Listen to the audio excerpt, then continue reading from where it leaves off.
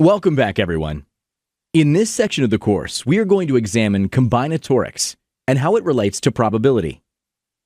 For starters, combinatorics deals with combinations of objects from a specific finite set. In addition, we will also consider certain restrictions that can be applied to form combinations. These restrictions can be in terms of repetition, order, or a different criterion. We will explore the three integral parts of combinatorics: permutations, variations, and combinations. Then we will use each of these parts to determine the number of favorable outcomes, or the number of all elements in a sample space.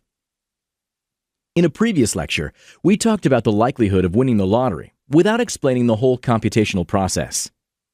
By the end of this section, you will be able to perform such calculations on your own. Okay, let's not waste any more time. Continue to the next lecture, and let's get started.